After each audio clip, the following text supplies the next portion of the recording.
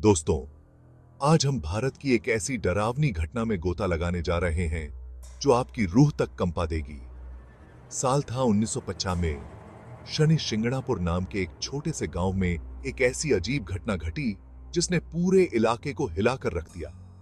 यह गांव अपने घरों में दरवाजे न होने के लिए मशहूर है, क्योंकि स्थानीय लोगों का मानना था कि भगवान शनि यानी शनिदेव चोरों और बुरी आत्माओं से उनकी रक्षा करते हैं। एक शाम जैसे ही सूरज क्षितिज के नीचे डूबा, गांव एक असामान्य अशांत सन्नाटे में डूब गया। हवा में एक अशुभ तनाव महसूस हो रहा था। अचानक गांव में एक खून जमा देने वाली चीख गूंज उठी।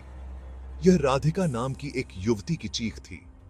राधिका अपने घर में डर के मारे लकवाग्रस्त पाई गई।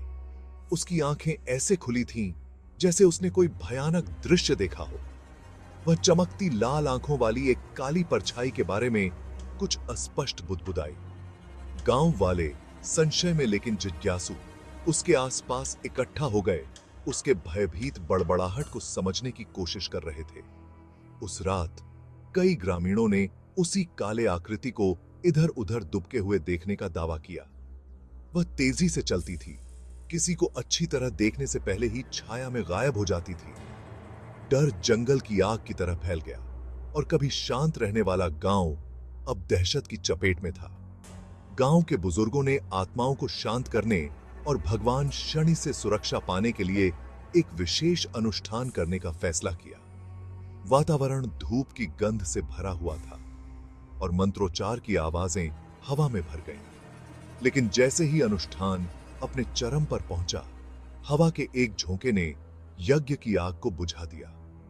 आने वाले दिनों में काले आकृति के दिखने की घटनाएं बंद हो गईं, लेकिन ग्रामीण उस डर को दूर नहीं कर पाए। राधिका अभी भी अपने उस मुठभेड़ से प्रेतबाधित उस भयानक रात की याद को सहन करने में असमर्थ एक अलग गांव में चली गई।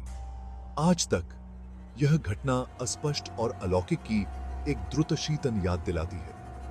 इसलिए अगर आप कभी शनि शिंगणापुर में खुद को पाते हैं तो याद रखें, गांव में भले ही दरवाजे न हो, लेकिन इसके अपने रहस्य जरूर हैं। और आज की रोंगटे खड़े कर देने वाली कहानी के लिए बस इतना ही। अगर आपको यह कहानी अच्छी लगी हो तो लाइक, सब्सक्राइब करना और दुनिया भर की और भयानक कहानियों के लिए घंटी का आइकन दबाना न भूलें। सुरक्षित रहें और एक आंख खोलकर सोएं। अगली बार मिलते हैं।